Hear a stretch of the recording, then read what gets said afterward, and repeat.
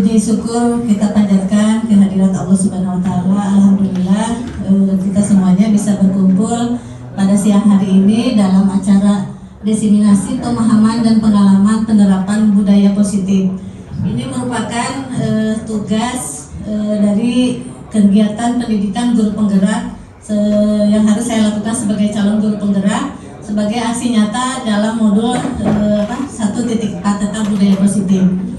Salawat dan salam kita panjatkan kehadirat junjungan Nabi kita Nabi Muhammad SAW.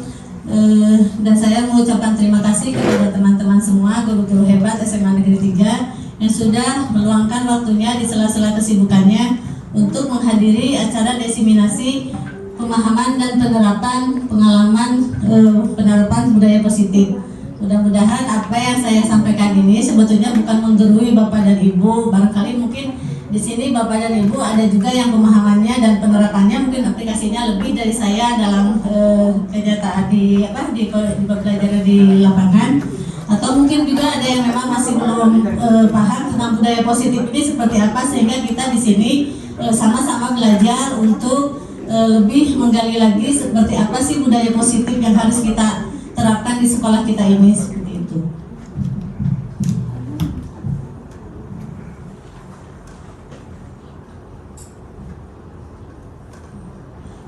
Di modul 1.4 ini kami sebagai calon guru penggerak disajikan beberapa modul, semuanya ada 3 modul yang setiap modulnya itu yang kami istilahkan beranak pinak. Jadi dari modul 1 itu ada modul 1.1 sampai 1.4. Kemudian modul 2 itu ada 3, 2.2 sampai 2.1 sampai 2.3. Kemudian yang modul 3-nya juga ada 3, sehingga keseluruhan dari modul itu sebetulnya ada 10 modul.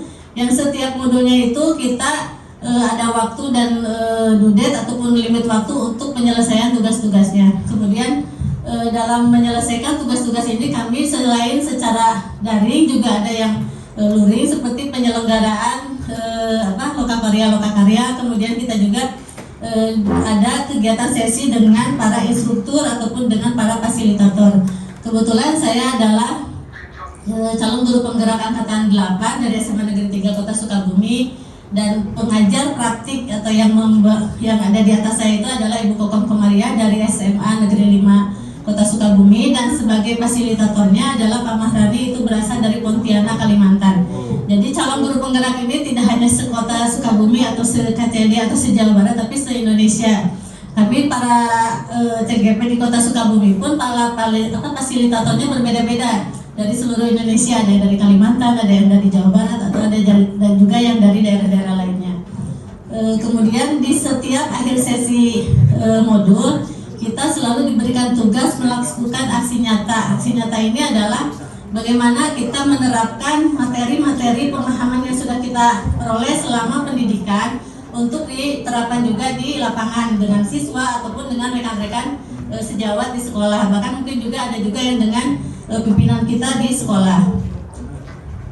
Untuk modul di 1.4 ini tentang budaya positif, konsep materi yang dipelajari ada 8. Yang pertama tentang perubahan paradigma belajar, kemudian disiplin positif, nilai-nilai kebajikan, kebutuhan dasar manusia, motivasi perilaku manusia, posisi kontrol guru, keyakinan kelas atau kesepakatan kelas, kemudian segitiga restitusi. Yang setiap materi ini tentunya nanti ada bagaimana sih penerapannya di lapangan. Mungkin jadi pertanyaan untuk yang pertama tentang budaya positif dari judul materinya sendiri gitu kan. Timbul pertanyaan, apa sih sebetulnya budaya positif itu gitu. Budaya positif di sekolah itu apa? Kira-kira di antara Bapak Ibu ada yang sudah tahu atau mau mencoba mengira-ngira atau mau mencoba menjawab, oh budaya positif ini gitu. Ada tidak? Ya, datang tepat waktu. Datang tepat waktu. Enggak, siapa lagi? Budaya itu kan kebiasaan yang positif. Kebiasaan positif.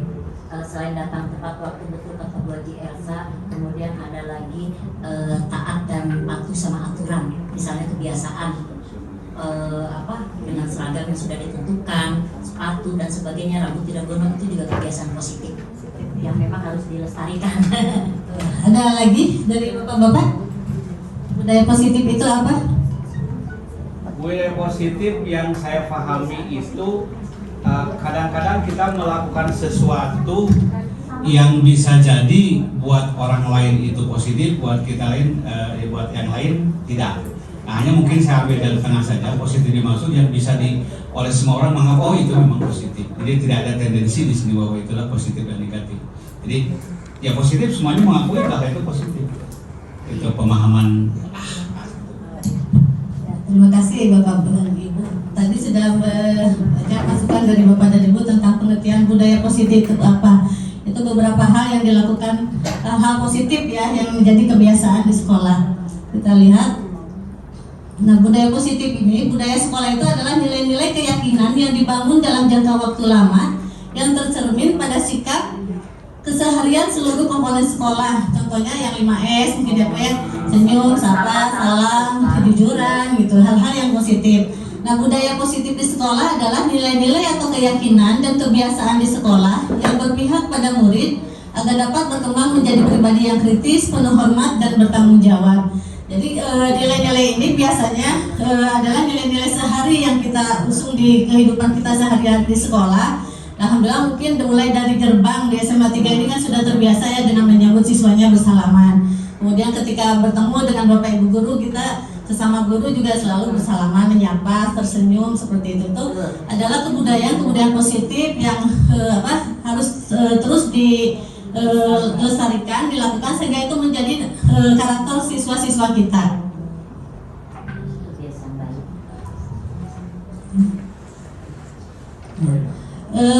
Konsep yang pertama tentang pembelajaran dengan paradigma baru. Sekarang ini kita sudah alhamdulillah memasuki tahun kedua sebagai sekolah penggerak SMA 3 dan alhamdulillah kita adalah termasuk sekolah penyelenggara PSP ya. Jadi kita bukannya IKM tapi PSP.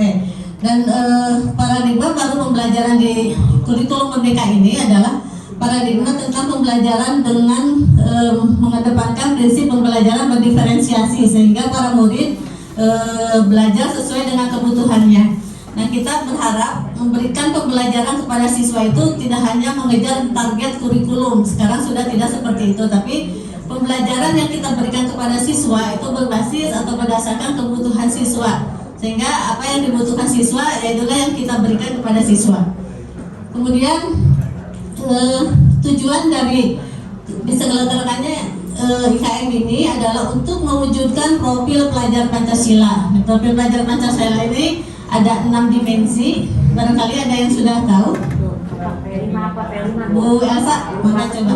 Kelas 10. Apa ininya kan namanya 6 dimensi yang berkebinekaan global, bergotong royong, kreatif, bernalar kritis, mandiri, beriman dan bertakwa kepada Tuhan Yang Maha Esa, serta dan berakhlak mulia. 6. Nah, kesemuanya ini dimensi-dimensi yang ada dalam profil pelajar Pancasila ini adalah menjadi tujuan kita memberikan pelajaran kepada siswa-siswa kita. Dan yang kita ketahui bahwa dimensi-dimensi ini adalah mengandung nilai-nilai kebaikan atau nilai-nilai positif untuk bisa dicapai oleh siswa-siswa kita.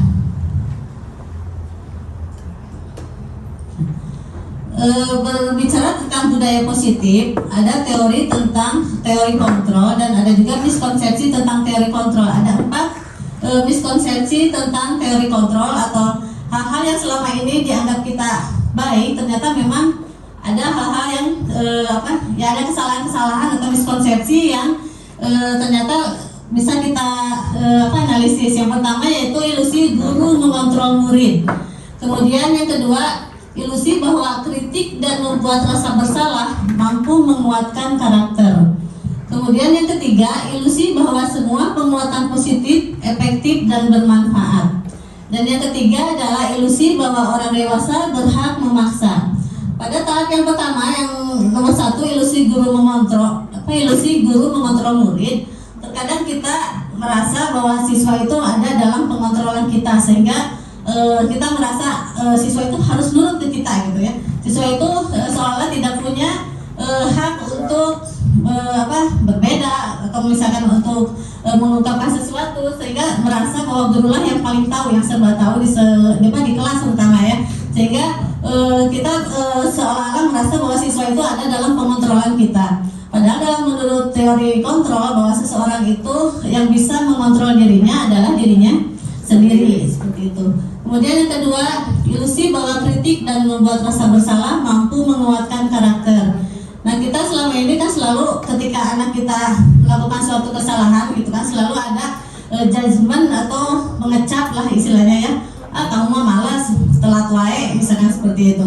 Nah, itu kita merasa bahwa itu akan menguatkan karakter dia supaya dia termotivasi nanti jadi lebih baik gitu. Ternyata itu malah akan membuat dia merasa gagal atau misalkan merasa dia tidak dihargai gitu kan, seolah-olah dia tidak punya tidak akan sukses ke depannya gitu karena adanya judgement seperti itu.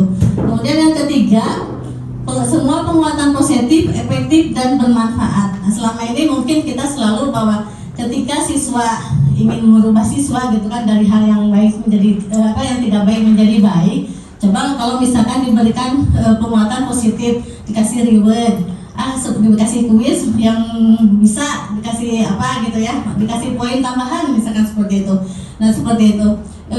Itu memang di dalam jangka waktu pendek itu memberikan manfaat, tapi ketika dalam jangka waktu yang panjang itu juga ternyata memberikan hal yang negatif. Artinya siswa akan merasa ketergantungan ketika misalkan kalau misalkan ada reward atau ada penghargaan, saya akan berubah gitu, atau saya akan bertanya atau menjadi lebih baik. Tapi kalau nggak ada mah ya udah baik. Seperti misalkan kita selalu ada lomba kebersihan, diumumkan dapat juara gitu ya Bu ya. Tapi kalau misalkan tidak ada itu, anak-anak itu sudah tidak menjadi kebiasaan bahwa kebersihan itu untuk dirinya sendiri gitu kan. Berarti dia masih menganggap bahwa penguatan positif itu efektif. Ternyata tidak, itu hanya untuk dalam jangka waktu pendek saja, tidak untuk jangka waktu yang lama. Kemudian yang terakhir, ilusi bahwa orang dewasa berhak memaksa. Nah, ini kita sebagai guru, kadang sebagai orang tua, pamitnya kalau yang sudah menjadi orang tua punya anak, merasa bahwa saya lebih dari anak saya, jadi anak saya itu harus nurut gitu ya. Di kelas pun sama seperti itu, bahwa saya lebih tahu dari dari siswa gitu dalam segala hal. Padahal dalam era sekarang ini bahkan kita sebagai guru pun kita bisa belajar dari siswa. Kita bisa lebih banyak menggali ilmu itu tidak hanya dari kita atau dari buku, tapi dari siswa kita sendiri. Itu bisa dijadikan bahan pembelajaran seperti itu. Ini miskonsepsi tentang teori kontrol.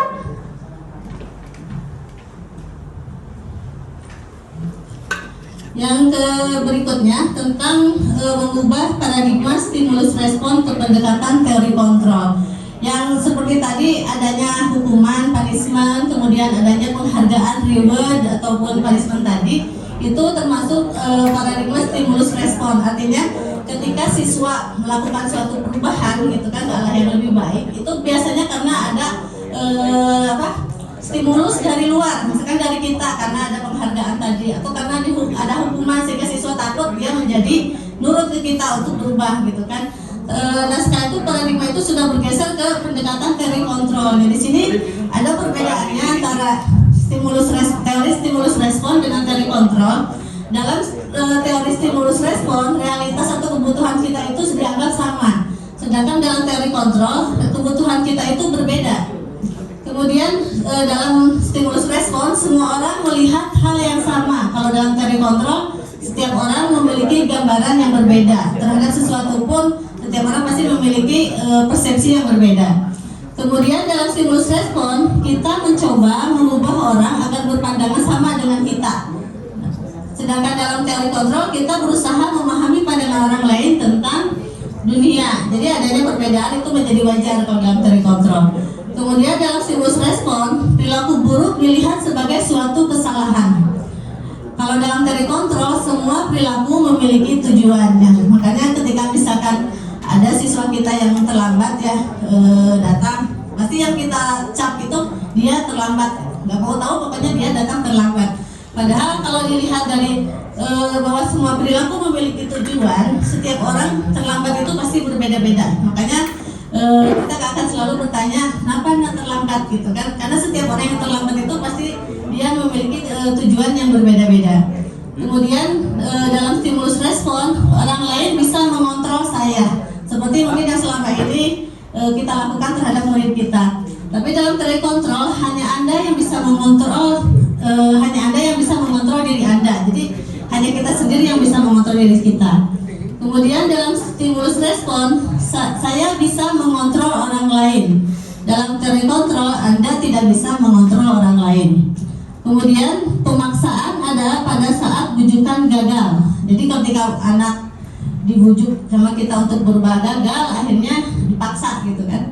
Kalau dalam teori kontrol, kolaborasi dan konsensus menciptakan pilihan-pilihan baru. Jadi ketika anak melakukan suatu perubahan, itu berdasarkan hasil kolaborasi kita dan siswa tersebut, bukan hasil pemaksaan dari orang yang lebih dewasa. Kemudian model berpikirnya menang atau kalah, sedangkan dalam teori kontrol model berpikirnya adalah menang-menang atau win-win solution. Nah, berlanjut ke teori-teori yang lainnya, yaitu tentang disiplin positif. Disiplin itu yang biasanya terbayang oleh Bapak Ibu biasanya apa? Disiplin, contohnya harus taat, terus mengikuti aturan yang berlaku juga. Disiplin itu taat. Disiplin itu patuh-patuhan. Disiplin itu biasanya kalau dikatakan disiplin yang terbayang apa? Kalau disiplin menurut saya artinya segala sesuatu itu sesuai dengan aturan yang ada, mengikuti apa yang sudah digariskan, terutama sebelumnya mengetahui dulu mungkin ya. Jadi kalau disiplin di sini intinya yang berhubungan dengan aturan. Ya, kalau ibu berpikir kalau ada kata disiplin teh orang datang tepat waktu gitu ya. Kalau diundang jam sekian tepat waktu, waktunya beribadah tepat waktu, berpikirnya ke situ yang ya disiplin itu mengikuti aturan yang sudah ditetapkan.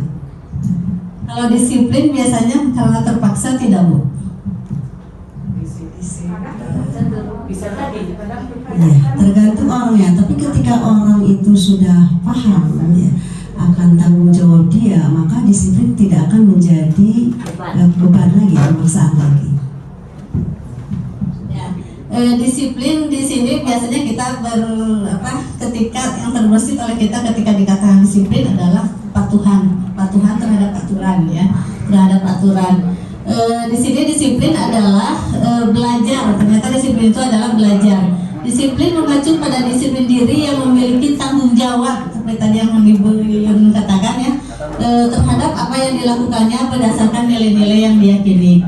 Disiplin positif merupakan salah satu cara penerapan disiplin yang bertujuan untuk menumbuhkan kesadaran dan memberdayakan murid tanpa imbalan penghargaan, ancaman, dan hukuman.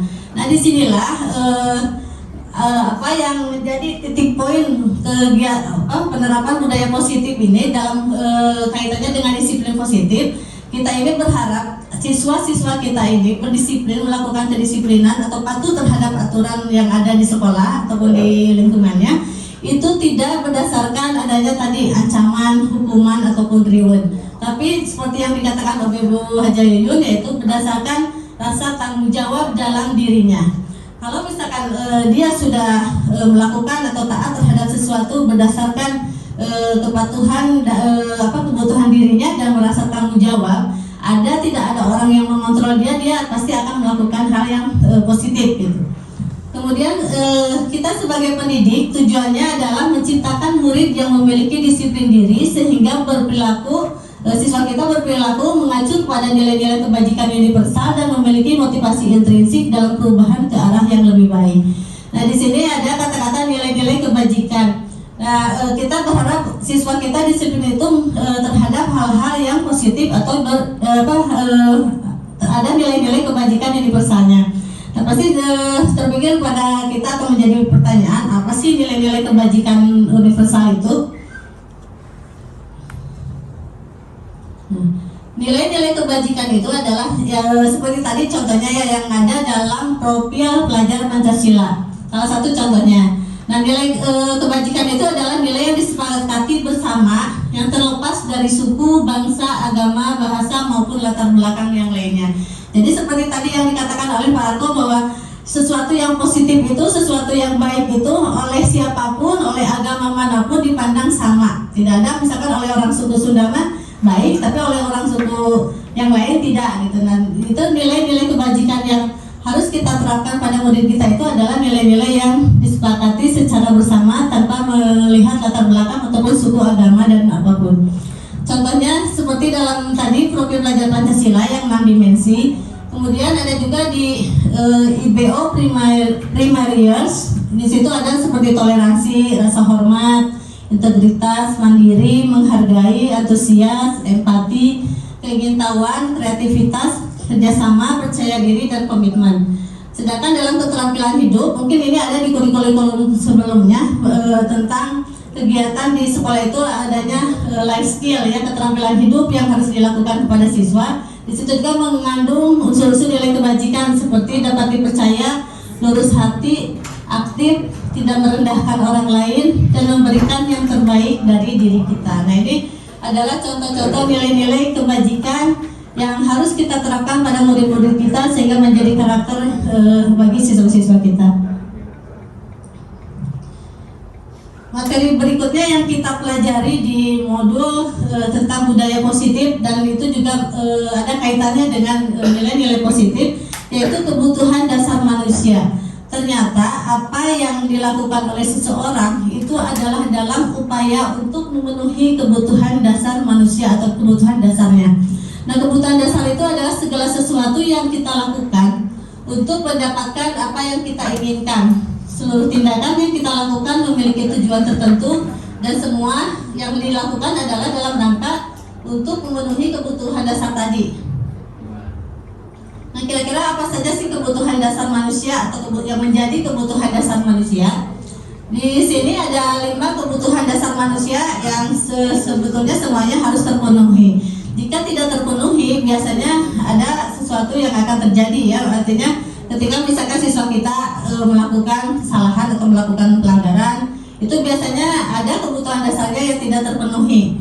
Kebutuhan dasar manusia itu yang pertama kebutuhan untuk bertahan hidup.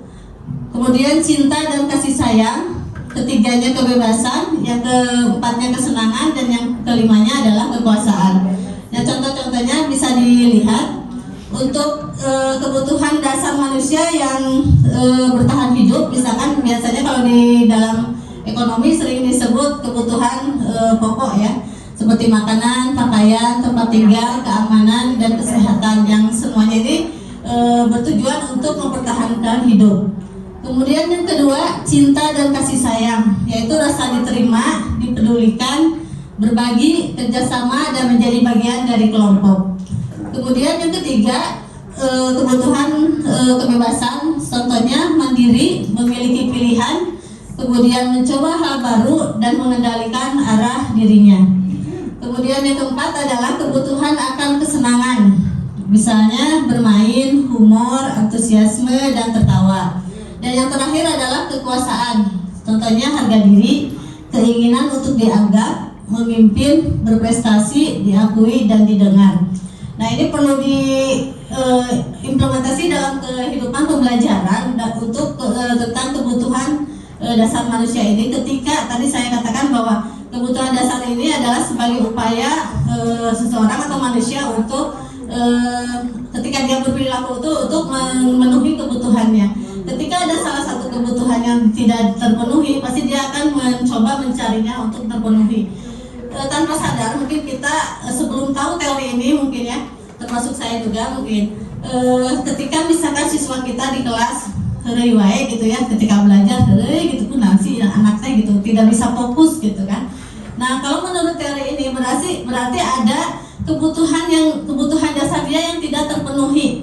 Misalnya dia ingin diperhatikan, seperti tadi ada rasa ingin diperhatikan ya, dia kurang perhatian misalkan ya. Dia ingin diperhatikan oleh gurunya ketika menjadi tidak fokus sehingga sama gurunya ditegur gitu. Padahal mungkin kebutuhan itu yang dia harapkan. Atau misalkan siswa dia tidak suka diam di kelas, di sekolah ada tapi adanya di luar gitu kan, tidak ikut pembelajaran, mungkin dia ada kebutuhannya dalam hal kebebasan yang dia tidak penuhi gitu, seperti itu. Kemudian seperti misalkan siswa yang menarik diri, yang terisolir, mungkin juga dia sebetulnya ada rasa ingin diterima oleh lingkungannya, seperti itu, sehingga ada perilaku-perilaku yang ditampilkan oleh dia, dan setiap perilaku yang ditampilkan itu pasti dalam upaya untuk memenuhi kebutuhan dasarnya gitu. Dan materi yang berikutnya yaitu tentang motivasi. Motivasi itu apa ya? Ada yang tahu, Bapak Ibu? Dorongan baik lah, dorongan yang positif. Dorongan Pasangan ya. Motivasi itu dorongan untuk melakukan sesuatu. Nah, ternyata selama ini kita atau manusia itu berperilaku atas dua motivasi, yaitu motivasi intrinsik atau yang berasal dari dalam dirinya, dan motivasi ekstrinsik yang berasal dari luar. Untuk motivasi ekstrinsik atau yang berasal dari luar, biasanya orang karena ingin merasa atau untuk menghindari ketidaknyamanan atau hukuman. Seperti tadi, siswa datang tepat waktu ke sekolah karena dia takut dipoin misalnya, atau takut dihukum sama guru. Berarti dia datang tepat waktu karena takut dihukum, berarti dia motivasinya masih intrinsik. Atau misalkan Bapak Ibu guru juga datang ke kelas, takut ada kepala sekolah keliling gitu ya, langsung datang ke kelas, berarti itu motivasinya masih ekstrinsik juga. Yang kedua, untuk mendapatkan imbalan penghargaan dari orang lain. Seperti tadi, siswa dia berusaha belajar sebaik mungkin karena ingin mendapatkan prestasi. Karena kalau misalkan juara, berarti dapat hadiah dari gurunya atau dari orang tua. Atau kita pun sebagai guru melakukan pelatihan, melakukan misalkan ikut berbagai kegiatan karena ingin menjadi guru berprestasi. Hanya itu tujuan kita. Berarti kita hanya atau baru melakukan sesuatu itu berdasarkan motivasi ekstrinsik. Jadi harus ada stimulus dari luar dulu baru kita melakukan sesuatu. Yang ketiga, nah ini mungkin yang seharusnya ada pada diri kita semua, motivasi intrinsik, yaitu untuk menjadi orang yang kita inginkan gitu ya, mereka inginkan atau kita inginkan, kita itu mau jadi seperti apa sih gitu kan. Kemudian menghargai diri sendiri dengan nilai-nilai yang mereka percaya.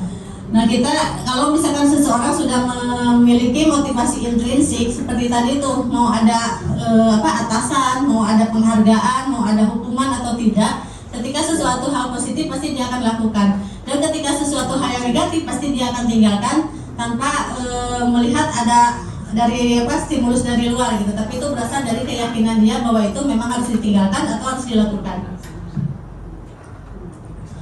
Nah, sering kita mendengar dalam disiplin itu kan ada namanya hukuman dan konsekuensi. Mungkin kalau dalam dua kata ini sering Bapak Ibu dengar, sering Bapak Ibu juga sudah pahami, maksudnya hukuman itu apa dan konsekuensi apa.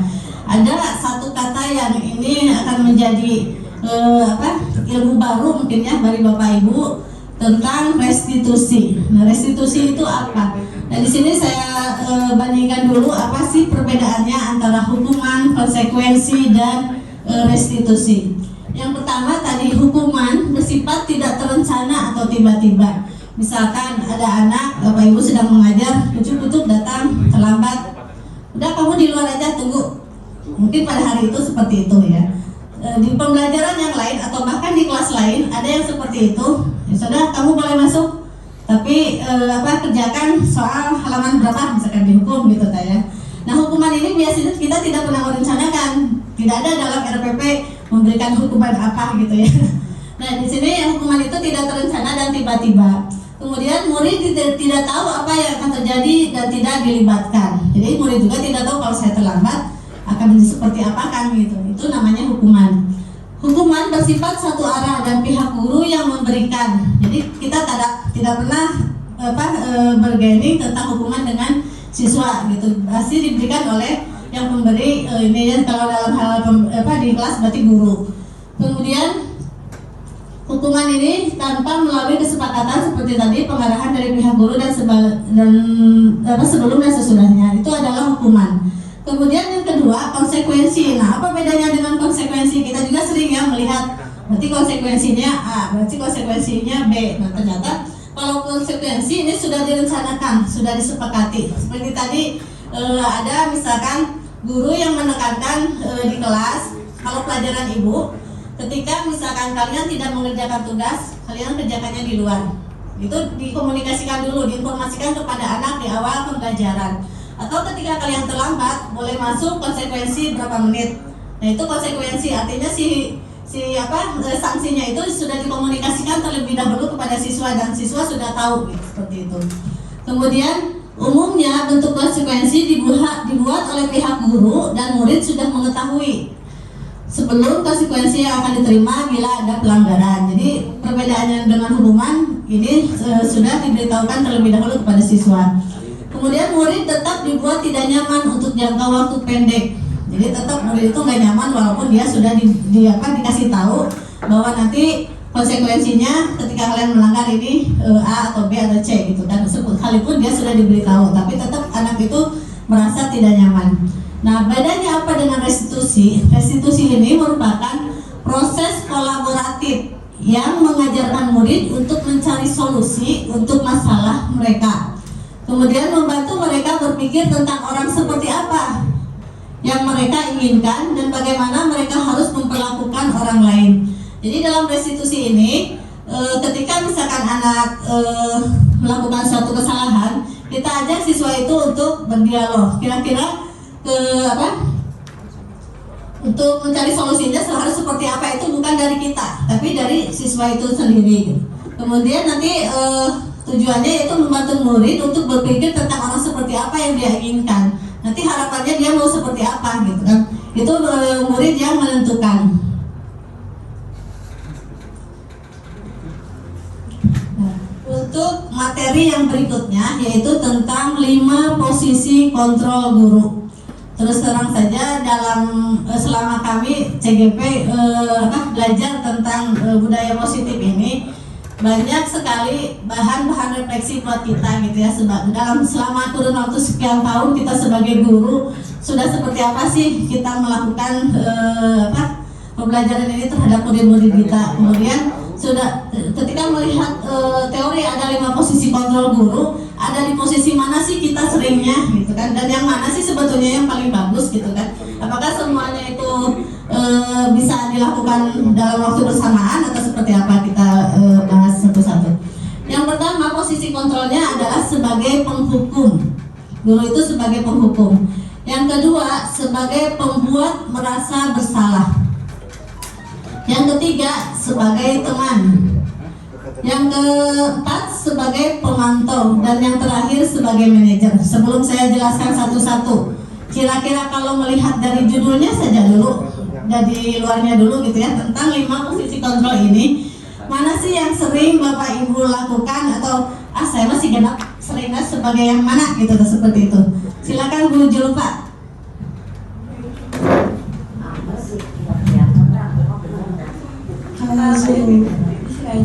Kalau Zulfa lebih sering menjadi teman dan pemantau kayaknya. Iya. Alasannya boleh diberitahu? Kalau pemantau kayak kalau siswanya lagi ngerjain tugas, Zulfa pantau gitu, yang gak bisanya yang mana. Kalau sebagai teman, Zulfa memposisikan diri sebagai teman biar mereka merasa nyaman dekat sama Zulfa, bisa terbuka juga gitu. Coba kalau siapa? Bapak-bapak, Pak Budi? Coba ke payung, coba ketiga. Coba Pak Budi sering sebagai apa sih di kelas ataupun di sekolah?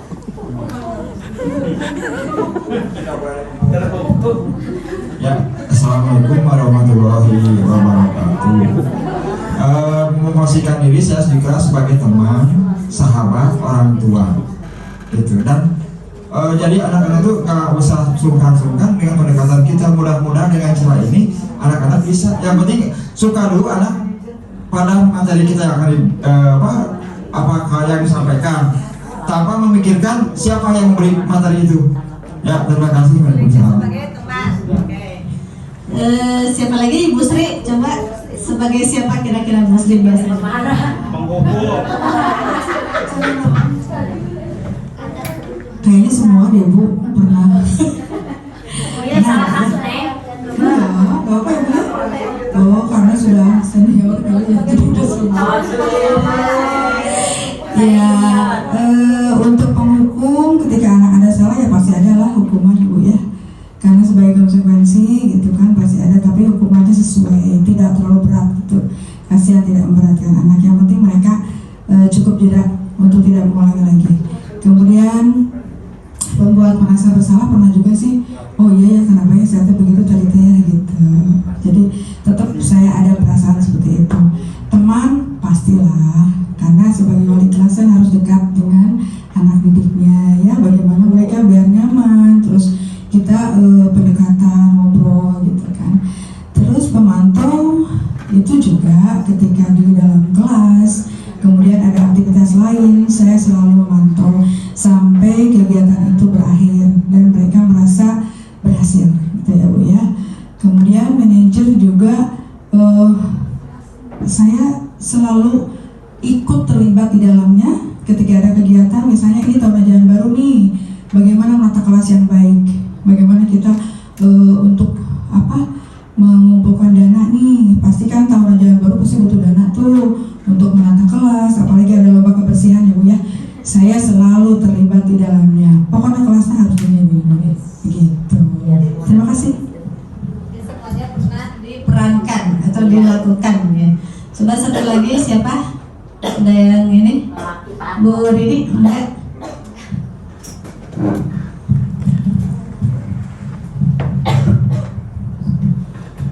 Terima kasih atas waktunya Ibu dan Bapak. Jujur sebelum saya mempelajari tentang 5 posisi pengendali yang bisa dilakukan oleh orang tua atau guru, saya seringkali berperan sebagai pembuat rasa bersalah. Ketika ketika dihadapkan pada anak yang berbuat salah, apalagi etadei gitu kan, saya selalu, kamu tuh bikin apa saja, kamu nggak tahu ya, ibu tuh kecewa gitu. Jadi merasa anak itu tahu posisi kita bahwa guru itu kecewa dengan apa yang sudah anak lakukan gitu kan. Ternyata selama ini saya selalu berperan sebagai seseorang yang membuat rasa bersalah pada diri anak. Itu saja mungkin. Tapi dengan proses pembelajaran ini membuat merefleksikan diri sebetulnya harus seperti apa seorang guru berperan dalam menuntun anak-anaknya. Terima kasih.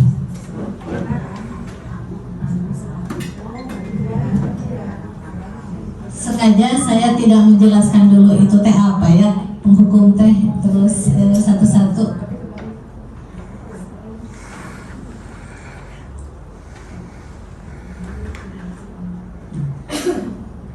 Tidak dulu menjelaskan satu-satu setiap posisi kontrol itu seperti apa. Saya ingin tahu dulu pemahaman awal Bapak Ibu di sini dan pengalaman, mungkin juga tadi sebagai refleksi apa sih yang pernah kita lakukan di lapangan gitu ya.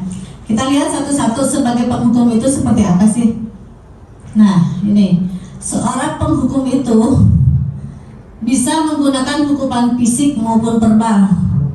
Ya, bisa dicontohkan mungkin ya seperti tadi push up misalkan ya, atau misalkan mengatakan siswa telat wae misalkan seperti itu ya. Itu bisa mengatakan atau menggunakan hukuman fisik maupun verbal.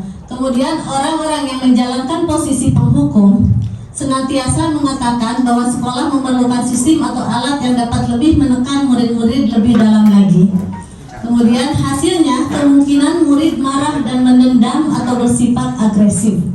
Jarang ya murid dihukum ke siswana, jadinya kasih siswana gurunya gitu. Yang ada ya seperti tadi itu malah jadi dendam gitu ya, jadi kesal, jadi sebal gitu sama si ibu ini. Kalau ketemu atau saya telat pasti dimarahin gitu kan. Atau misalnya kalau saya telat masuk kelas pasti disuruh diam di luar misalkan seperti itu. Sehingga akan menimbulkan siswa itu menjadi pendendam atau bahkan agresif gitu. Nah yang berikutnya, sebagai pembuat merasa bersalah. Seperti tadi katanya Bu Rini, kemarin-kemarin itu selalu memposisikan seperti itu. Posisi pembuat merasa bersalah, biasanya guru akan bersuara lebih lembut, jadi tara membentak, tara hoak, cara namanya bager gitu kelihatannya tanya, bahasanya lembut gitu ya, tapi dalam gitu. Pembuat rasa bersalah akan menggunakan keheningan yang membuat orang lain merasa tidak nyaman, bersalah atau rendah diri. Hasilnya, murid akan merasa bersalah. Bersalah telah mengecewakan ibu atau bapak gurunya. Murid akan merasa menjadi orang yang gagal dan tidak sanggup membahagiakan orang lain. Kadangkala sikap seperti ini lebih berbahaya dari sikap penghukum. Yaitu tidak membentak, tidak hoak, tapi dalam. Kalau saya, Karena emosi akan tertanam rapat di dalam murid menahan perasaan. Cik atunya, cina ibu, kamu teh ini apa sih ya? Kamu lagi coba bagaimana katanya? Kamu lagi yang melakukan perbuatan ini yang melanggar teh misalkan ya. Kamu tanya Kak Indung, ada istilah gitu ya. Kita merasa itu mengingatkan bahwa biar berubah, ingat ke ibu nak gitu kan, pasti kita tujuannya gitu. Padahal ternyata di balik kata-kata itu kita sudah menganggap anak itu jadi gagal. Kalau anak sudah sering dimasuki kata-kata seperti itu, dia akan merasa gagal dan oh iya saya tidak bisa membahagiakan orang tua saya gitu. Itu sisi negatifnya gitu kan. Ketika kita menjadi atau memerankan posisi sebagai pembuat merasa bersalah ketika siswa kita melakukan suatu kesalahan. Kemudian yang berikutnya, teman tadi ya kan biar dekat dengan siswa, biar nggak ada jarak, biar siswa itu terbuka sama kita sehingga kita di suatu saat harus memposisikan sebagai teman. Mari kita lihat. Guru pada posisi ini tidak akan menyakiti murid, namun akan tetap berupaya mengontrol murid melalui persuasi. Pada posisi teman, guru bisa negatif ataupun positif. Nah, ternyata gening ada negatifnya juga ya, kita dekat dengan siswa. Hasilnya murid akan merasa senang dan akrab dengan guru. Ini termasuk dampak yang positifnya. Seperti tadi, kita tidak ada jarak dengan siswa gitu ya. Hanya saja di sisi negatif, murid menjadi tergantung pada guru tersebut. Jadi kalau misalkan kasihangan, ayah tanya Pak Budi, sukanya ya Pak Budi nggak boleh masuk ke gerbang, misalkan Pak Budi mah bager sih saya gitu kan. Kadang anak ya CS dekat dengan guru. Ada siswa itu kan suka seperti itu ya, dia sudah menandai gurunya yang mana yang dia bisa dekati, sehingga dia ketika melakukan suatu kesalahan dia selalu berlindung di balik guru itu. Karena dia merasa guru itu akan memaklumi dia dan akan membela dia. Jadi itu posisi teman memang di satu saat ya tadi ada seperti mata pisau, ada positif dan negatifnya gitu ya. Yang berikutnya sebagai pemantau. Nah, dia pemantau itu kan noong gitu. Posisi pemantau berdasarkan pada peraturan dan konsekuensi. Nah, biasanya guru teh tahu tuh kamu teh aturannya. Apa coba konsekuensinya kalau kamu melakukan pelanggaran? Nah, guru yang pemantau itu seperti itu selalu mengaitkan sesuatu perilaku yang sudah dilakukan atau kesalahan siswa itu dengan aturan yang ada. Dan biasanya memang guru BK ya seringnya seperti itu. Coba tinggalin sudah berapa surat pernyataan misalkan yang siswaan sudah buat gitu, atau poinnya sudah berapa, atau berapa kali kalian sudah dipanggil seperti itu ya. Dengan menggunakan sanksi atau konsekuensi, kita dapat memisahkan hubungan pribadi kita dengan murid. Hasilnya, murid memahami konsekuensi yang harus dijalankan karena telah melanggar suatu aturan. Guru tidak menunjukkan suatu emosi yang berlebihan, beda dengan tadi yang sebagai penghukum. Menjadi marah atau membuat merasa berbuat salah. Itu sebagai pemantau. Ini lebih baiklah tadi ya dibandingkan sebagai pemantau, sebagai pembuat merasa bersalah, dan sebagai teman dari sisi negatifnya. Nah, yang terakhir ternyata mudah-mudahan ini yang menjadi harapan kita semua bisa memerankan sebagai yang terakhir ini, sebagai manajer. Nah, sebagai manajer itu guru berbuat sesuatu bersama dengan murid, jadi selalu melibatkan murid. Kemudian yang kedua, mempersilakan murid mempertanggungjawabkan perilakunya, jadi tidak menjudgment siswa, tidak menyalahkan siswa, jadi selalu ingin berusaha tahu dulu kenapa siswa itu melakukan suatu hal. Kalau orang Sunda bilang dipaluruh, jadi tidak langsung menjudge, oh kamu teh sering terlambat, oh kamu teh yang sering membuat onar di kelas, seperti itu. Tapi dicari dulu latar belakangnya seperti apa sehingga siswa ini melakukan hal seperti itu. Ternyata tadi kalau kita sudah tahu bahwa kita sebagai manusia itu punya kebutuhan dasar yang semuanya itu harus terpenuhi. Dan ternyata kalau ada salah satu yang tidak terpenuhi, orang itu akan berusaha untuk mencari biar terpenuhi dengan berbagai cara, gitu kan. Nah, ketika mungkin dia melakukan kesalahan, cara yang dia lakukan itu belum tepat. Nah, disitulah tugas kita untuk bagaimana memahami dia, kemudian menjadarkan dia bahwa itu adalah cara untuk memenuhi kebutuhan dia yang kurang tepat, seperti itu. Kemudian hasilnya mendukung murid agar dapat menemukan solusi atas permasalahannya sendiri. Jadi kita biasanya meminta siswa tersebut yang mencari solusinya. Jadi bukan menggurui, kamu teh harusnya kalau terlambat jangan seperti ini. Itu tidak datang dari guru kalau sebagai manajer. Tapi kita tanya ke siswanya, biar tidak terlambat, kira-kira apa yang harus dilakukan oleh kamu? Seperti itu sebagai manajer. Bukan mapatahan gitu ya. Kalau misalnya kamu tuh biar tidak telat harusnya bangun tepat waktu, rumahnya tuh pindah misalkan seperti itu bukan dari guru. Kalau sebagai manajer dia akan nanya ke siswanya, biar siswanya mencari solusi. Biar tidak telat, apa yang harus kamu lakukan? Biar kamu tidak lupa mengerjakan tugas, apa yang harus kamu lakukan? Jadi itu bentuk kolaborasi dengan siswa tersebut. Hasilnya, guru akan mengembalikan tanggung jawab pada murid untuk mencari jalan keluar permasalahannya, tentu dengan bimbingan guru. Tetap kita harus mengarahkan gitu kan, harus memfasilitasi dia dalam rangka untuk mencari solusinya. Nah, kita kalau masih ada yang masih bingung, masih bedanya 05 tadi asal konsekuensi yang sudah disepakati. Dan sebagai manajer, ternyata ketika sebagai manajer itu membuat siswa kita lebih bertanggung jawab dengan perilakunya, karena dia akan kita minta untuk mencari solusinya juga sehingga dia bisa memecahkan masalahnya sendiri. Dan kalau seperti itu dia tidak akan menjadi tergantung pada kita. Dia sudah tahu ketika misalkan melakukan suatu pelanggaran, oh saya harus melakukan ini, seperti itu. Kenapa mau bertanya? Ya. Boleh nggak antara teman dengan manajer disatukan? Disatukan. Ya, boleh nggak gitu aja?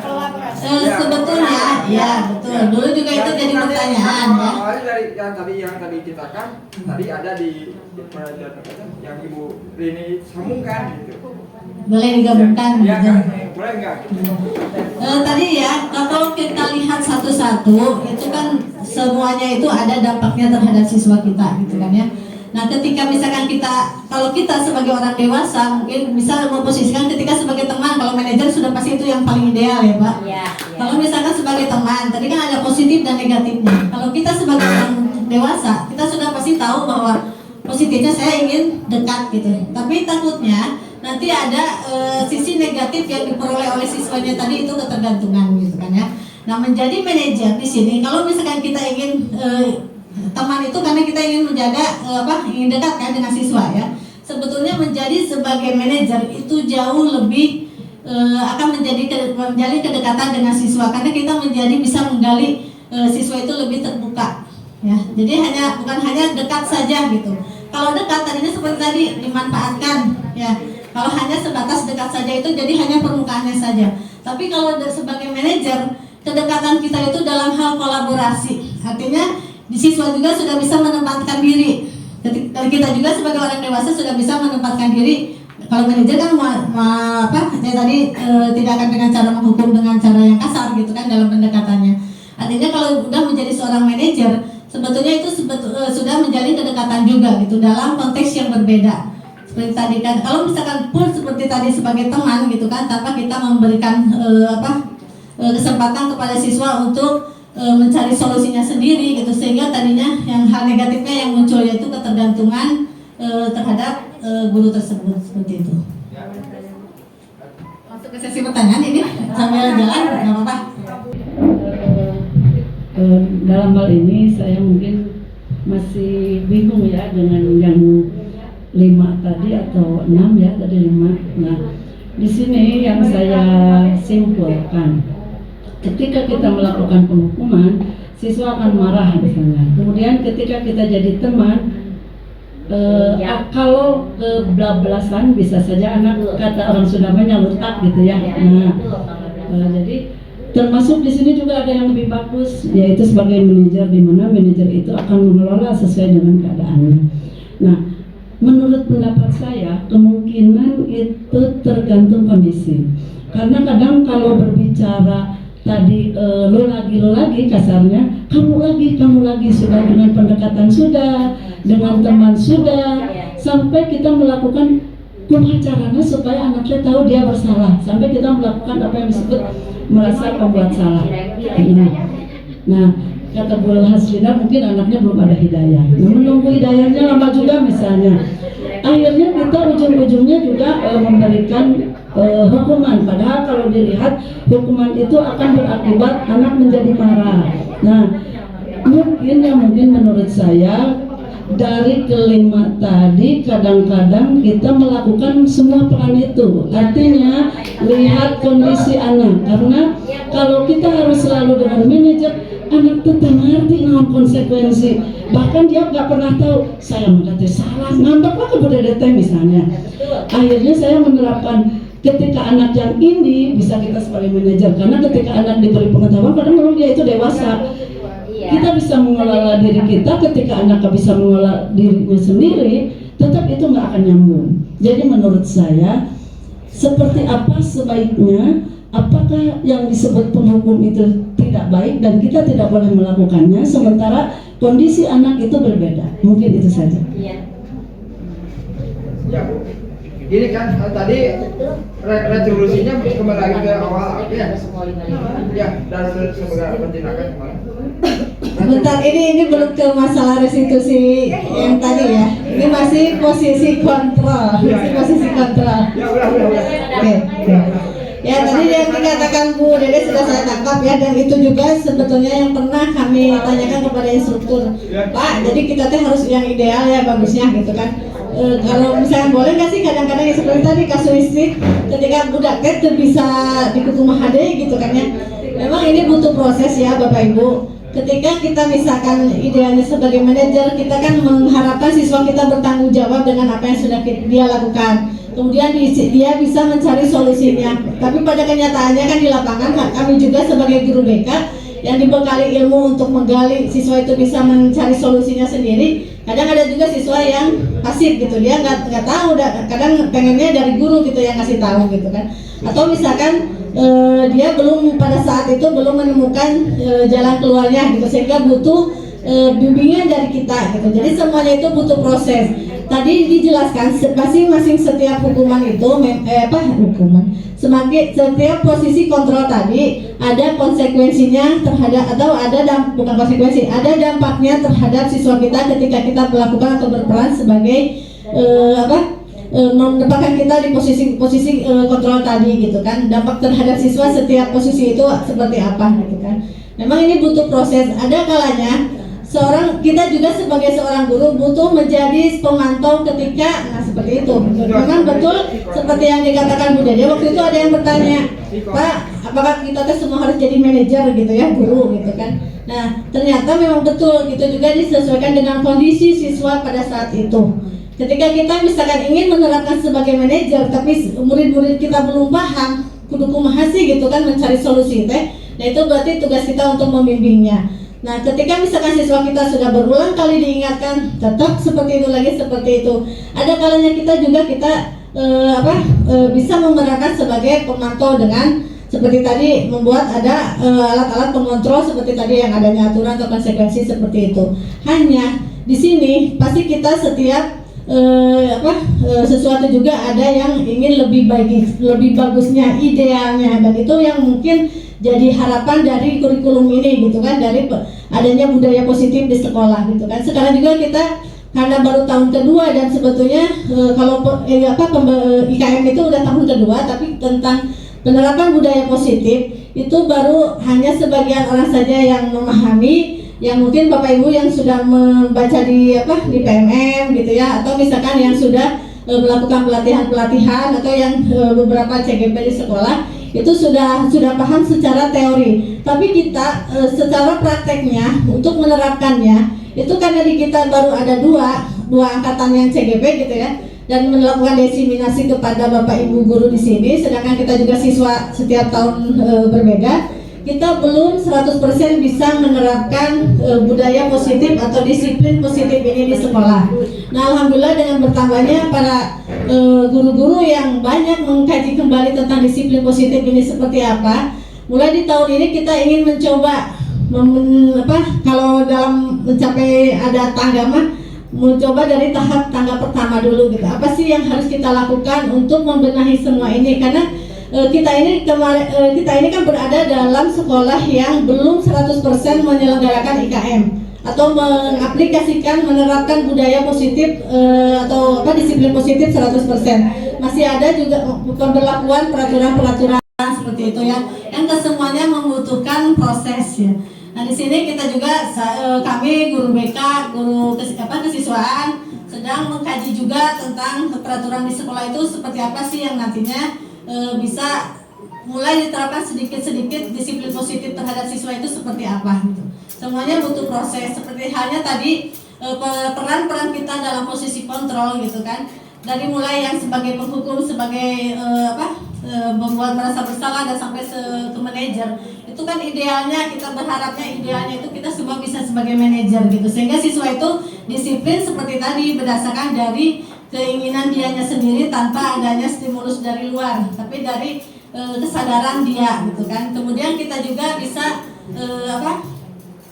berharap siswa kita itu bisa menampilkan dirinya, bisa mencari solusinya ketika dia dihadapkan pada suatu permasalahan. Mungkin itu idealnya gitu. Kita butuh proses. Ketika kita hanya baru bisa sebagai pengontrol, misalkan sebagai pemantau gitu kan, tidak apa-apa, itu udah proses belajar. Makanya sekarang kita berikan ilmunya bahwa kita itu posisi guru itu sebagai ini. Nah, tinggal kita pahami, kita resapi kira-kira dalam pelaksanaannya siswa ini sudahkah bisa diterapkan kita sebagai pemantau terhadap siswa ini, atau misalkan sebagai pemantau dulu peran yang akan kita posisi kontrol yang akan kita berikan terhadap siswa kita. Itu semuanya butuh proses itu seperti itu. Gimana Bu Dede? Tersekap? Nanti kita lanjutkan ya. Ini masih ada materi lagi sebetulnya. Bu, ya? Intinya tergantung situasi ya. Menentukannya itu aja. Iya, penerapannya. Tapi ketika kalau kita sudah tahu ilmunya mah ya, berarti kan kalau dampaknya ini seperti apa gitu. Kalau misalkan kita bisa masih mengarahkan ke yang lebih baik lagi, kenapa tidak gitu ya, seperti itu. Kalau meningkatkan Nggak apa-apa, belum puas, biar nanti lebih mengkaji lebih dalam lagi tentang materi-materi ini. Resep menikah petak. Kita lanjutkan ke berikutnya. Setelah tadi kita mengenal posisi kontrol 5 posisi kontrol guru yang bisa dilakukan dalam upaya untuk meningkatkan disiplin positif, yaitu tentang keyakinan kelas atau kesepakatan kelas. Mengapa keyakinan kelas bukan peraturan kelas? Ada yang bisa menjawabnya? Pak siapa? Pak Gami. Terima kasih waktunya. Mengapa keyakinan kelas tidak peraturan kelas? Peraturan kelas itu sifatnya memaksa dan satu arah, sedangkan kita mengikuti perkembangan dari fisiologi anak, bahwa anak itu memang harus melakukan segala sesuatu berdasarkan nilai universal yang diyakininya. Jadi ketika kita mewujudkan keyakinan kelas dalam bentuk komunikasi dengan siswa, maka anak akan mengikuti apa yang telah kita sepakati bersama-sama. Jadi tidak ada keterpaksaan antara siswa dan guru. Terima kasih Bu. Terima kasih Pak Helmi. Ya, bagus sekali sudah paham tentang perbedaan kenapa tidak peraturan kelas, keyakinan kelas. Atau sering kita mendengarnya dengan istilah kesepakatan kelas. Nah, di awal tahun pembelajaran dalam salah satu upaya yang kita lakukan dalam mencoba menerapkan disiplin positif di awal tahun pembelajaran kita sebagai Bapak Ibu guru bisa memulai di kelas itu dengan membuat kesepakatan kelas atau keyakinan kelas. Nah, apa sih keyakinan kelas atau kesepakatan kelas? Ini bersifat abstrak dan berupa pernyataan universal. Tadi sudah di kelas. Nah, apa sih keyakinan kelas atau kesepakatan kelas? Ini bersifat abstrak dan berupa pernyataan universal. Tadi sudah dikatakan oleh Pak Helmi, memuat nilai-nilai kebajikan universal. Kemudian dibuat dalam pernyataan yang positif. Kemudian sedikit saja agar mudah diingat, jadi tidak seur-seur ya. Sesuai dengan kondisi kelas dan sekolah sehingga mudah diterapkan. Semua warga sekolah atau kelas dilibatkan saat membuat keyakinan kelas.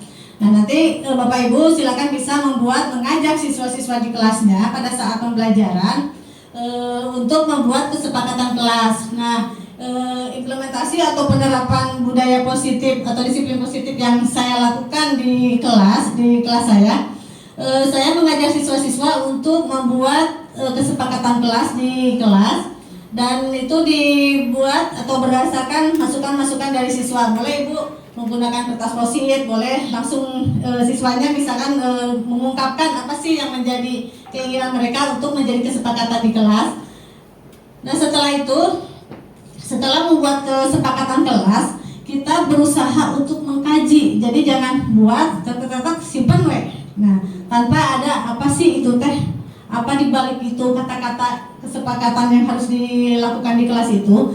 Nah, di sini saya mengajak siswa untuk berdiskusi bersama untuk membuat kesepakatan kelas. Kemudian menganalisis nilai-nilai kebajikan apa yang terkandung dalam setiap pernyataan. Nilai-nilai kebajikan itu seperti yang tadi, kejujuran, kebersihan, kedisiplinan, seperti itu.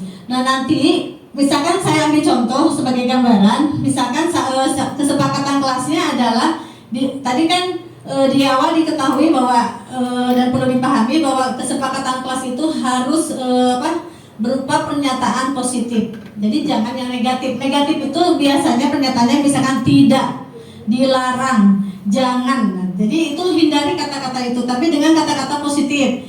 Misalnya kita ingin siswa kita tepat waktu datang di kelas pada saat pembelajaran kita. Akhirnya coba apa yang harus kalian lakukan atau kesepakatan apa yang ingin disepakati, misalkan datang tepat waktu. Nah, kita kaji datang tepat waktu itu nilai kebajikannya atau nilai-nilai kebaikannya apa sih, nilai-nilai positifnya, disiplin, betul Pak, atau apalagi tanggung jawab, atau apalagi komitmen ya, misalkan sudah berkomitmen gitu. Nah, itu kita rinci setiap pernyataan-pernyataan kesepakatan kelas itu apa sih nilai kebajikan universalnya atau nilai-nilai yang akan ditujunya itu apa, seperti itu.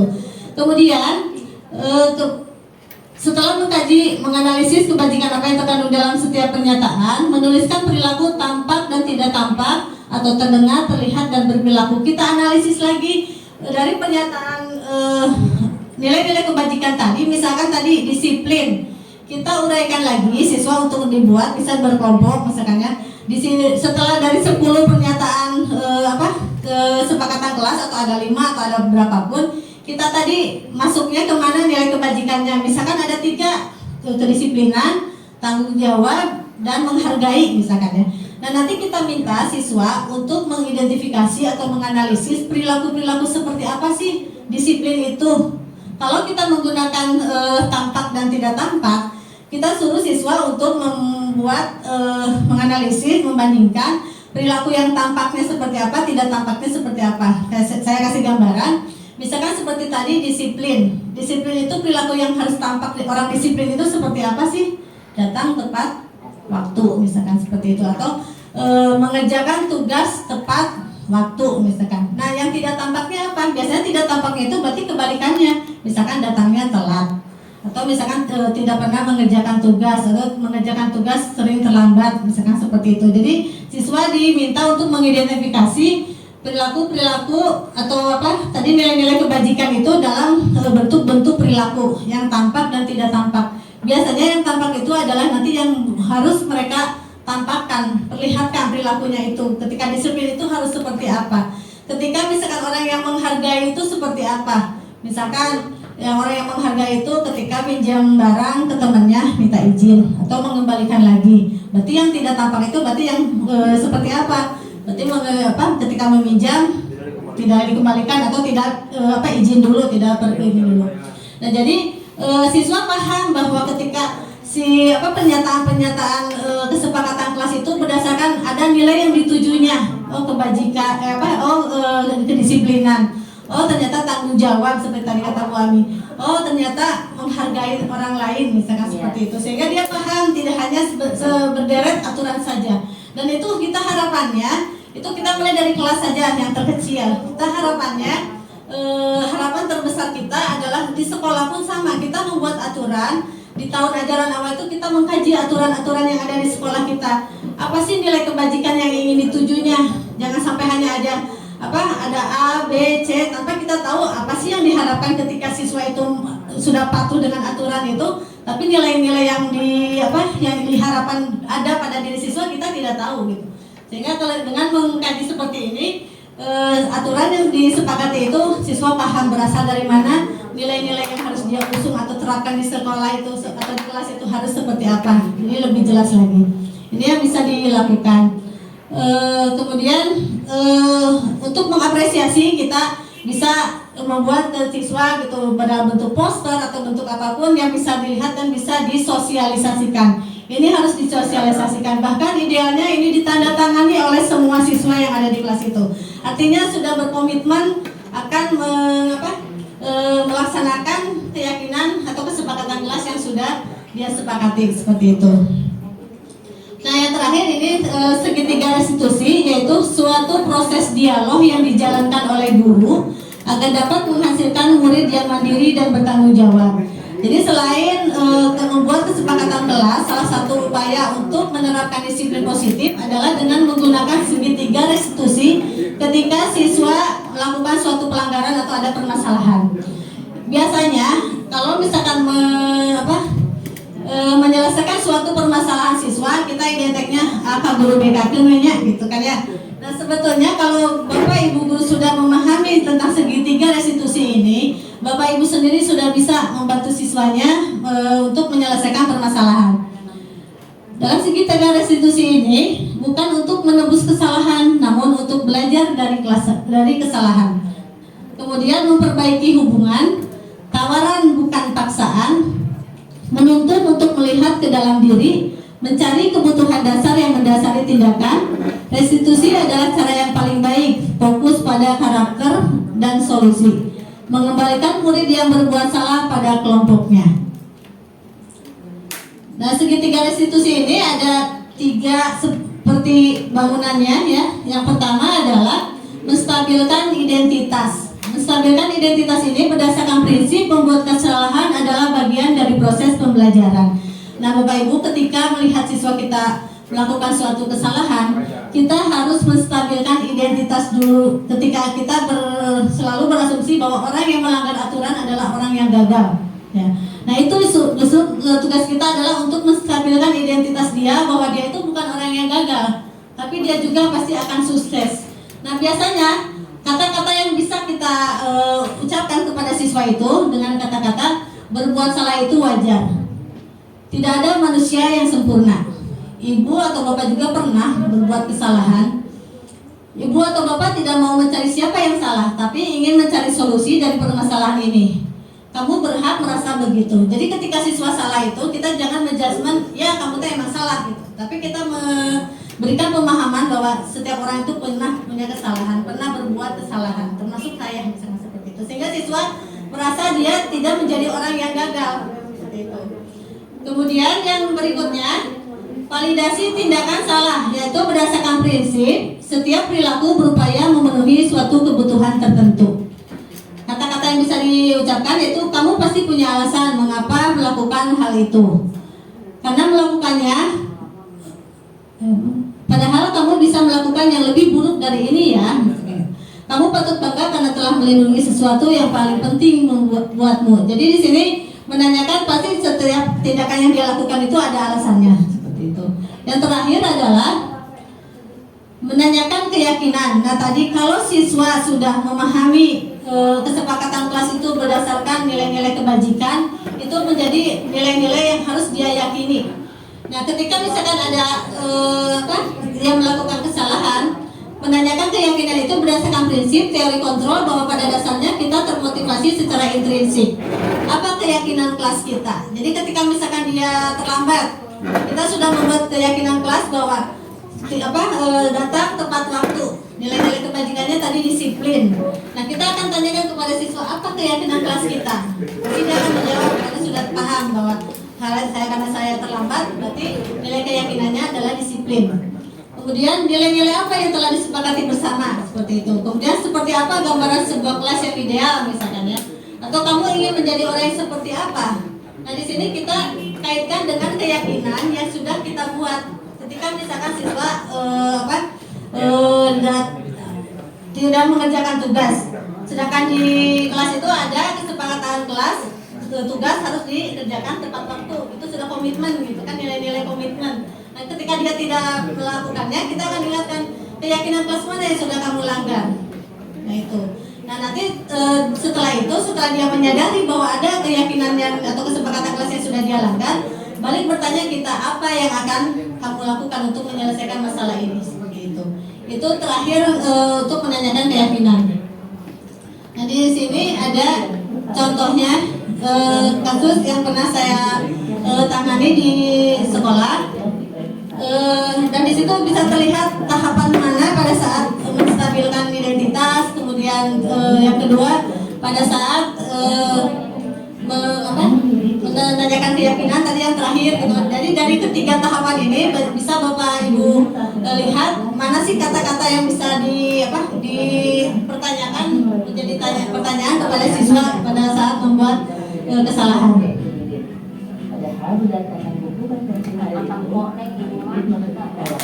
Videonya Bu.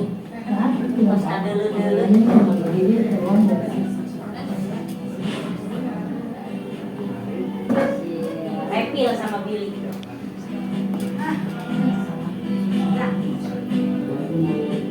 Jadi jangan di situ menjadikan di tempat yang lain, lebih keren lagi. Di mana? Bisa tegaknya hari ini dulu. Setelah Usaha ya Pak. kira-kira tanda kenapa bukan gitu? Nah, jadi tanya enggak? Orang itu jangan Semua orang itu pernah melakukan kesalahan. Setiap orang pernah melakukan kesalahan. Itu menstabilkan emosi, menstabilkan identitas. Jadi kemarin tidak melakukan tugas itu, sebenarnya ini apa? Menanyakan alasan dia melanggar apa. Kirain layar ibu bisa masukin ke layar nggak ada. Saya nggak punya. Kira-kira dilakukan oleh diri kemarin. Menanyakan keyakinan. Jadi keyakinan tadi yang sudah disepakati yang sudah dia langgar itu apa? Keyakinan kelas mana yang sudah kita sepakati? selalu bertanggung jawab Bu. Ternyata diri masih ingat. Kira-kira diri punya kelebihan nggak untuk masalah diri ini? Yang pertama mungkin itu bakal minta maaf dan mengerjakan tugasnya. Lalu yang kedua itu katakan dulu untuk sekolah. Dan buat yang terakhir itu bakal menentukan tugasnya bagian. Baik, kita apresiasi untuk tanggung jawabmu. Dan sekarang kamu bisa kembali lagi ke kelas. Bu, terima kasih dan maaf atas kesalahannya. Ini itulah ya Bu.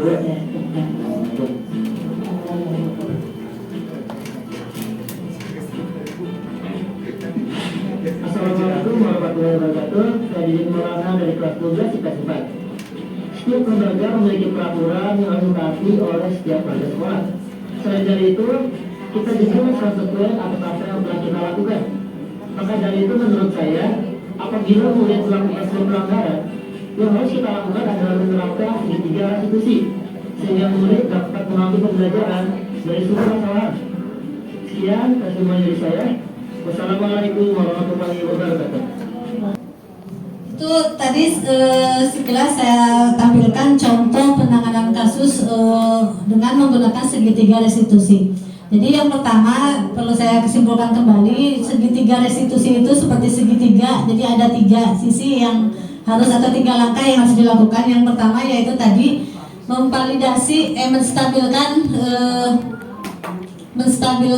identitas. Jadi di sini kita membantu siswa untuk meyakinkan siswa bahwa berbuat kesalahan itu wajar atau manusiawi dan bisa dilakukan oleh siapapun termasuk diri kita sebagai guru. Tapi perlu dipahami juga bahwa ini bukan berarti kita menyatakan bahwa kesalahan dia itu wajar dilakukan gitu. Tapi dalam upaya membuat dia tidak merasa menjadi orang yang gagal, tapi dia punya optimis untuk bisa berubah.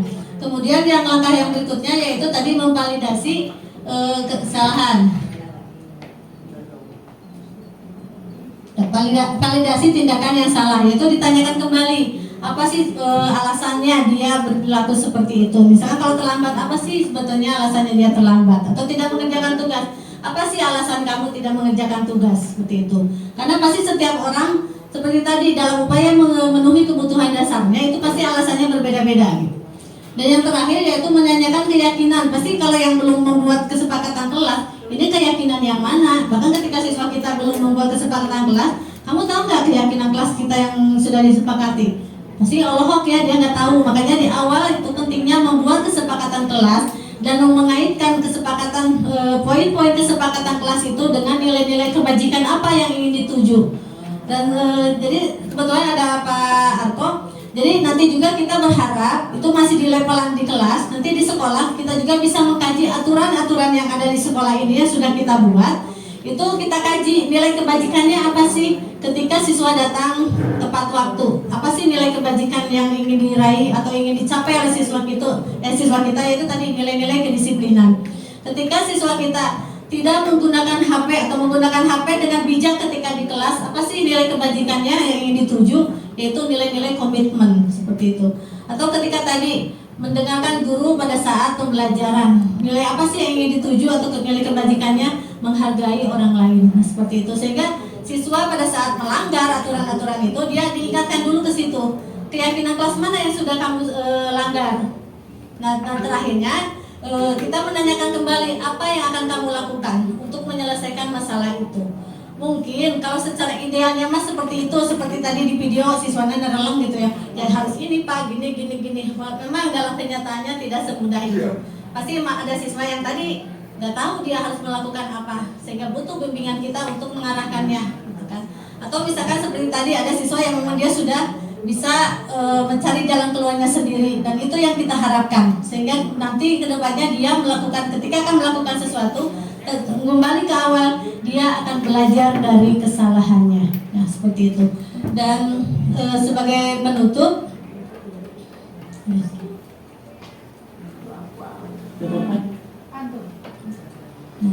dalam penerapan program Dislipi Positif, hendaknya guru memiliki standar kepribadian profesional dan sosial yang baik, di mana guru mampu merefleksikan dirinya dalam posisi kontrol saat ini. Bagaimana perjalanan dirinya sebagai among atau manajer yang menuntun murid-muridnya menjadi insan mandiri, merdeka, bertanggung jawab sesuai dengan standar nasional pendidikan. Jadi tetap dalam posisi saat ini, artinya kita juga menyesuaikan dengan posisi kita saat ini dan siswa-siswa kita saat ini. Sudah bisa dibawa sampai sejauh manakah siswa kita? Sudahkah sampai bisa sebagai manajer yang bisa diajak berkolaborasi atau dengan kita atau belum? Kalau belum, tidak ada kata terlambat.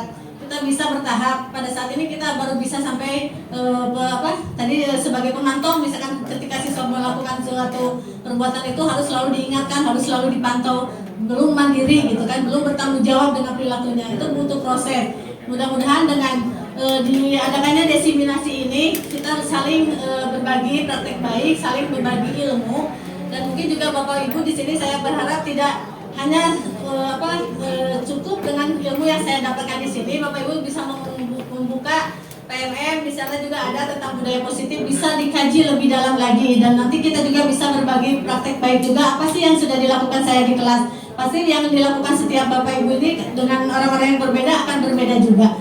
Dan nanti kita gerakan lagi kegiatan komunitas pembelajar, tidak hanya MGBK atau MGMP-nya saja untuk membahas komunitas belajar ini, justru untuk membahas permasalahan-permasalahan dalam proses pembelajaran di kelas yang dirasakan oleh Bapak Ibu. Boleh misalkan nanti per pelajaran, boleh per rumpun misalkan ya. kita kaji apa sih permasalahan-permasalahan ketika kita dalam proses pembelajaran ini. Nah, yang dikaji ini adalah dalam upaya untuk meningkatkan kualitas pembelajaran kita terhadap siswa-siswa kita, seperti itu. Mungkin ada yang mau ditanyakan kembali atau hanya satu sesi ya karena waktunya. Silakan. Assalamualaikum warahmatullahi wabarakatuh. Ini sama instruktur ya. Kelas saya sudah membuat kesepakatan kelas, sudah disetujui bersama. Kemudian ditulis ini tidak ada pernyataan negatif. Apakah ini sudah benar atau ada yang dibuang? Takutnya kebanyakan. Dan kesepakatan ini sudah disepakati. 1. Berpakaian rapi dan sopan. Kesepakatan kelas 12 IPA 3. Berpakaian rapi dan sopan, membuang sampah pada tempatnya dan piket sesuai jadwal, berkontribusi saat dan tugas dan sebagainya. Kemudian ada yang ini meminta izin dan mengembalikan barang orang lain. Benar positif ya. Jadi ketika anak minjam dikembalikan lagi, itu bertanya saat tidak mengerti, meminta izin saat keluar kelas, menjaga sopan santun di kelas dan sebagainya. Kami sudah membuat kesepakatan kelas, ada 14 sudah ditempel dan dibuat gambarnya sedemikian rupa. Anak-anak wajib membaca, melihat dan merenungi, melakukan, mempraktekkan. Assalamualaikum warahmatullahi wabarakatuh. Assalamualaikum warahmatullahi wabarakatuh. Apresiasi buat Bu Haja Kiki sebagai wali kelas yang sudah membuat kesepakatan kelas. Hanya tadi tetap saya pesan ya Bu ya, silakan boleh dikaji kembali pernyataan tadi itu nilai kebajikannya apa sehingga siswa paham, sehingga dia lebih punya keyakinan bahwa oh iya nilai yang akan ditujunya ini. Misalkan seperti tadi ya disiplin waktu berarti datang tepat waktu berarti nilai kebajikan yang ditujunya adalah disiplin, biar saya disiplin seperti itu. Ya, sehingga mereka memahami setiap pernyataan yang ada di kesepakatan kelas itu. Terima kasih Bu Kiki. Satu lagi saja ya, karena keterbatasan waktu. Insya Allah nanti di luar forum ini saya siap kalau misalkan ada untuk diskusi. Terima kasih atas waktu yang diberikan. Assalamualaikum warahmatullahi wabarakatuh.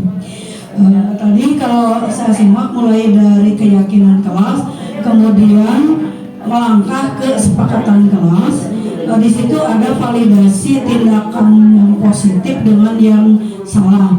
Namun di lapangan yang saya rasakan mungkin kan sebenarnya itu apalagi di kelas itu kan heterogen dengan sikap dan perilaku siswa, karena mungkin tergantung juga dari awal pendidikan mereka itu kan dari kedua orang tuanya. Kemudian setelah itu SD, SMP, baru kita terima ketika di SMA. Jadi sudah terbentuk karakternya itu dari berbagai jenjang pendidikan itu. Sehingga di lapangan seringkali ada anak yang misalnya diberikan dengan bahasa atau validasi yang positif, misalkan tidak ada manusia yang sempurna, kemudian kami juga ibu bapak sering pesan, anak itu nggak ngerti gitu, malah dia bertanya emang salah saya apa Bu? Berarti kita harus menegaskan salah kamu teh ini. Nah dijelaskan begitu juga kadang-kadang anak tidak mengerti. Nah ini bagaimana itu kan secara itu mah yang tadi dibahas itu lebih menekankan ke permasalahan yang anak hadapi. Berarti bisa secara umum karena itu di kelas masing-masing. Nah kalau dengan materi pelajaran itu bagaimana? Berarti kan itu kesepakatan antara guru mata pelajaran aja dengan anak itu kan mungkin beda-beda untuk setiap mata pelajaran. Nah hanya di sini bagaimana karena kita juga manusia biasa ya. Jadi kadang-kadang validasi negatif itu nggak bisa dihindari. Yang penting anak itu tersentuh hatinya dan ingin merubah perilakunya. Itu bagaimana Bu? Terima kasih Bu Ami.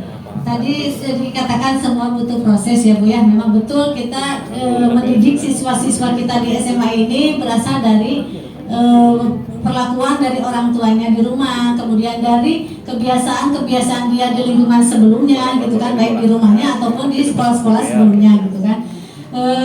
Tadi dikatakan bahwa untuk dalam proses penanganan siswa ketika misalkan dia sudah diberikan pemahaman bahwa setiap kesalahan itu adalah manusiawi, tapi mengerti gitu tanya. Nah itulah justru disitulah tugas kita memberikan pemahaman kepada anak. Jadi ketika anak bersalah itu tidak menjudgment, tidak menilai langsung bahwa anak itu salah gitu.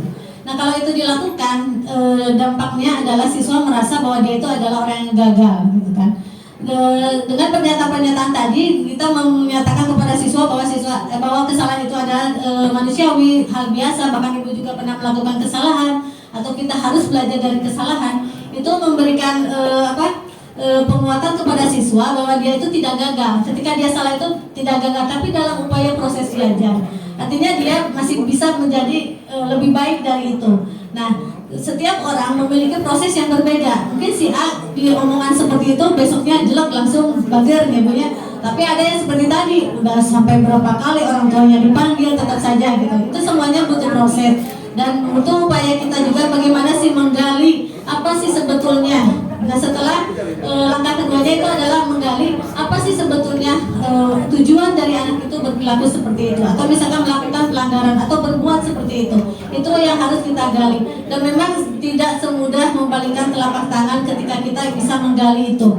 Butuh kekuatan dan kemampuan kita juga untuk siswa merasa nyaman dulu kepada kita. Insya Allah kalau siswa sudah merasa nyaman dengan kita, dia tidak akan sulit untuk diarahkan. Dia akan justru akan lebih terbuka. Tapi kalau kita sudah menutup diri gitu, ada kamu mah bandel gitu kan, malah akhirnya gitu malah berubah, seolah kita tidak memberikan kesempatan kepada siswa bahwa siswa itu suatu saat akan berubah.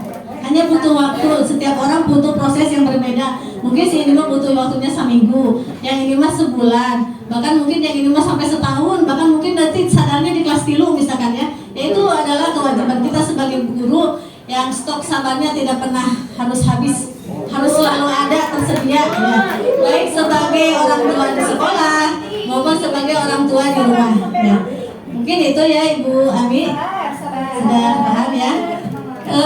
Sebetulnya mungkin masih banyak yang ingin kita diskusikan gitu ya, karena terus terang saja kita juga ketika dengan fasilitator itu selalu banyak bertanya, karena ini menjadi bahan refleksi seperti Bu Rini katakan, asal kita sedang bercermin, oh ini sudah kianya kita oh ini harusnya seperti ini ya. Ya alhamdulillah dengan adanya kegiatan-kegiatan CGP, kegiatan-kegiatan PMM itu membuka mata batin kita sebagai guru. Sudah sejauh mana sih kita menuntun siswa kita agar mereka berbahagia ketika belajar di sekolah kita, agar kita bisa dituntun sampai dia menemukan kebahagiaannya yang setinggi-tingginya seperti apa yang diharapkan oleh Ki Hajar Dewantara seperti itu. Dan kita idealnya dan berharap bisa memberikan yang terbaik buat siswa kita, bisa memberikan pembelajaran yang berpusat pada siswa sesuai apa yang diharapkan oleh siswa, sehingga kalau siswa kita bahagia belajar, kita tidak akan capek ya, kita tidak akan sulit, siswa kita pasti akan mudah untuk dituntun oleh kita ketika kita bisa menciptakan kondisi pembelajaran yang berpusat pada siswa dan menyenangkan buat siswa. Ini bukan akhir dari diskusi kita, insya Allah kalau misalkan kedepannya kita juga pasti akan banyak sekali tugas-tugas dari kami untuk mendesiminasikan berbagai informasi atau berbagai ilmu yang sudah kami dapat untuk didesiminasikan, dan kita berharap semakin banyak yang paham dengan berbagai ilmu-ilmu yang positif untuk upaya kita memberikan pembelajaran yang terbaik buat siswa kita. Mudah-mudahan nanti kedepannya banyak momen-momen kita untuk diskusi, tidak hanya di saat ini saja karena memang keterbatasan waktu. Kita akan buka nanti di lain waktu untuk bisa berdiskusi lebih panjang dan lebih mendalam lagi. Di kantin ya, biar menyenangkan ya Bu Kiki. Saya ucapkan terima kasih kepada Bapak Ibu guru hebat. Kita sama-sama ucapkan alhamdulillah bersama-sama. Semoga ilmu yang saya berikan tadi, berbagi mungkin ya, bukan berikan, bisa diimplementasikan oleh saya sendiri dan oleh Bapak Ibu mulai sedikit-sedikit. Semuanya juga butuh proses, bukan sulap, bukan iklan, semua butuh proses. Insya Allah asda niat baik dari kita, sekecil apapun yang kita lakukan, insya Allah itu akan ada nilai ibadah dan berdampak buat siswa kita. Saya ucapkan terima kasih atas kehadiran Bapak Ibu yang sudah meluangkan waktu di sini, dan mudah-mudahan ini menjadi awal kegiatan yang baik untuk kita bisa berdiskusi tidak hanya dengan sesama mapalnya aja ya. Kita nanti dengan mapal yang lain bagaimana sih permasalahan yang kita hadapi di kelas seperti apa, sehingga kita akan lebih terbuka bahwa selama ini apa sih kekurangan saya, menjadi bahan refleksi juga untuk pembelajaran kita. Terima kasih. Saya ucapkan sekali lagi, billahi taufiq wal hidayah. Wassalamualaikum warahmatullahi wabarakatuh.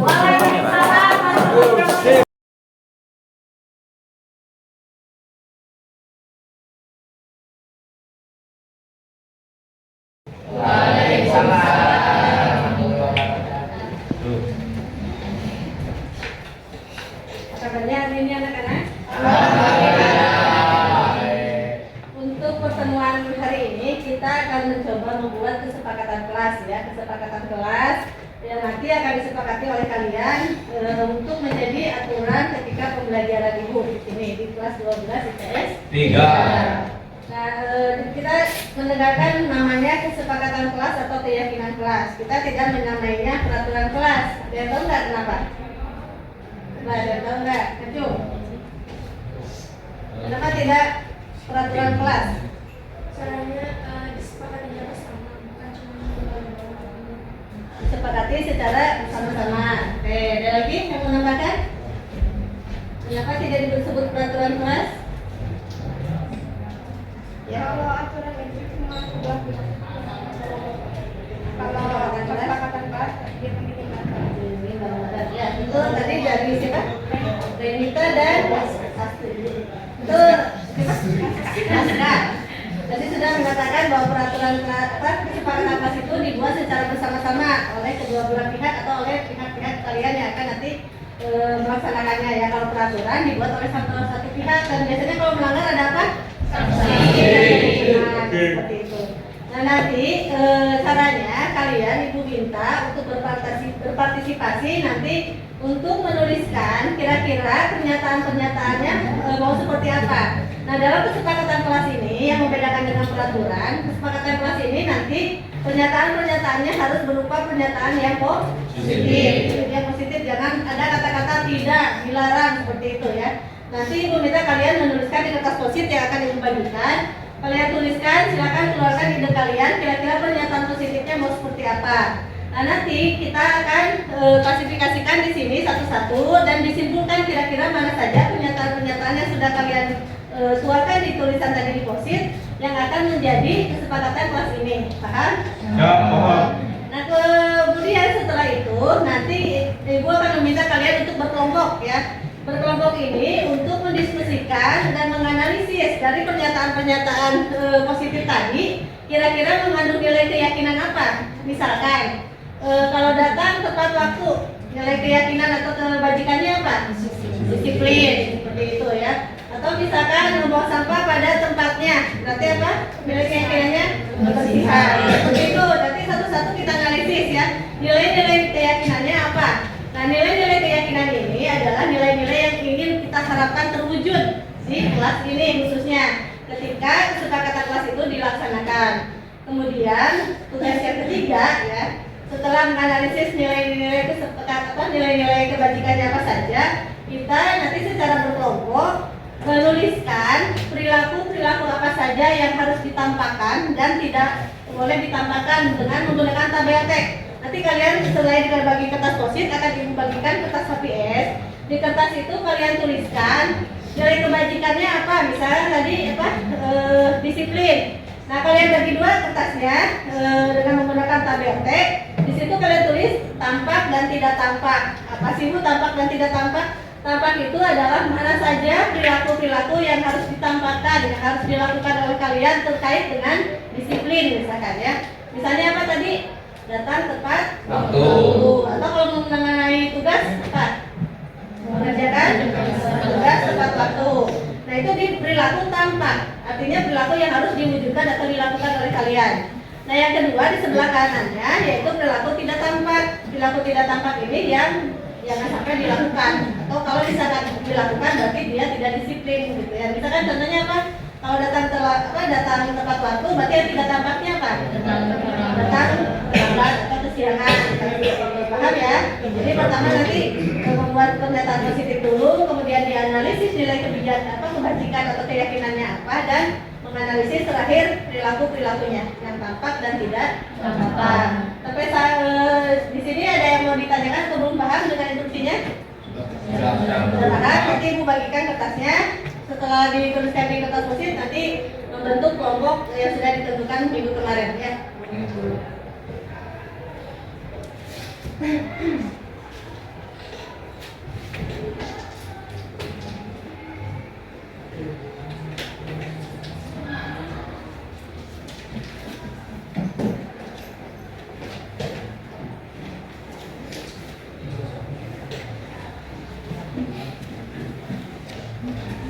Dibentuk di belakang ya.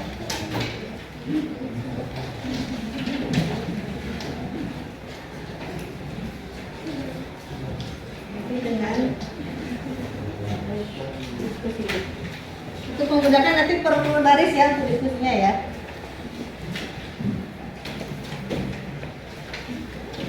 Oke, semua sudah paham dengan instruksinya. Silakan untuk bekerja dimulai dengan menuliskan tadi pernyataan positif di kertas wasit. Bisa dimulai dari sekarang? Ya, silakan.